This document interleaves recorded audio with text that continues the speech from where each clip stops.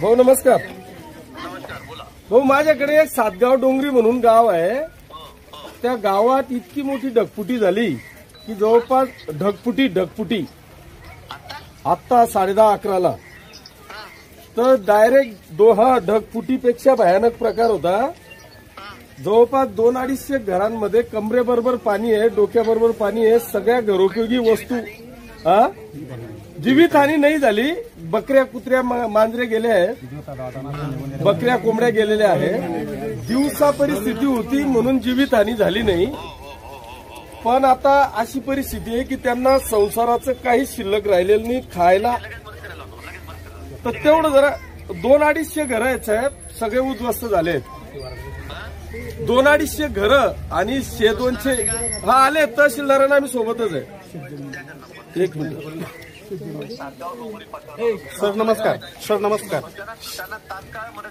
हो sir. Sir आलेले आहेत. इथं सर्व तलाठी मंडलाधिकारी आहेत. प्रत्येक एक घराचा पंचनामा करतोय. मी सोबत आहे. इथं बीडीओ साहेब प्रांत. Yes sir. जेवढं देता येईल जास्तीत जास्त तेवढं सर. Yes sir. हो सर. हो येस. हा भाऊ. हो चालेल.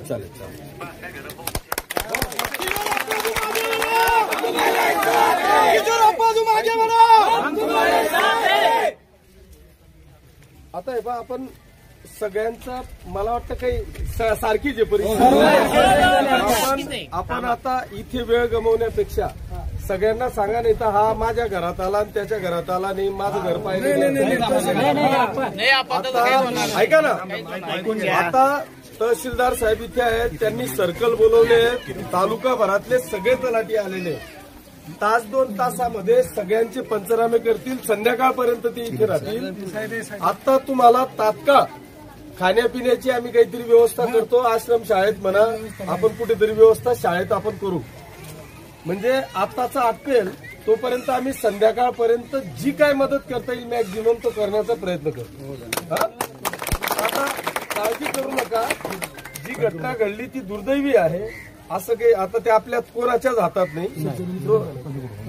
सगळं जे काही शेत जमिनी असतील, घरांचं असतील, ते सगळ्यांचे पंचनामे संध्याकाळपर्यंत होतील.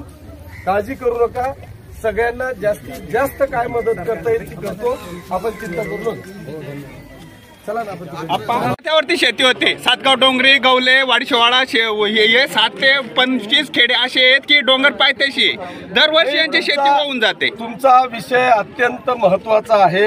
या विषयावर सुद्धा मी आपत्ती व्यवस्थापन मंत्री, कारण हे मागच्या 5 वर्षापूर्वी मी या गोष्टीचा साक्षीदार आहे. तिकडनं माननीय मंत्री अब्दुल सत्तार साहेब त्या तिकडनं आले आणि आपण सगळेजण इकडून गेलो. त्यावेळेस देखील आपले माझे मित्र स्वर्गवासी प्रदीप महालपुरे यांची शेत त्या वर्षी 5 एकर मला वाटतं वाहून गेलं होतं आणि तिथूनच हा प्रवाह होता. याही वर्षी 5 एकर जमीन त्याची पूर्णपणे वाहून गेली आणि त्याच्या बरोबरच आजूबाजूचा थेट गावापर्यंतची अनेक शेतकरी बांधवांचं नुकसान झालेलं आहे. या घरांच्या बरोबरच शेतीचं सुद्धा पंचनामा या ठिकाणी होईल. मी फक्त शेतीचा पंचनामा करताना साहेब, पिकाचा पंचनामा न करता ती शेती खरडून गेली याचा पंचनामा जर का झाला तर त्यांना 2 पैसे चांगले मिळतील. तिसरा विषय, आपण काळजी करू नका. आज 2 वेळा आपल्याला अनुभव आलेला आहे. सुदैवाने आतापर्यंत जीवितहानी झाली नाही, पण भविष्यात घराचीही हानी होणार नाही, शेताचीही हानी होणार नाही. याच्याकरता थेट डोंगरापासून तर आपल्या गावाच्या बाहेरपर्यंत या नाल्याला रुंदीकरण करून, त्याला कॉन्क्रिटीकरण करून, संरक्षण भिंती देऊन भविष्यात कोणाचंही नुकसान होणार नाही याची काळजी आपण येणाऱ्या काळामध्ये घेऊ.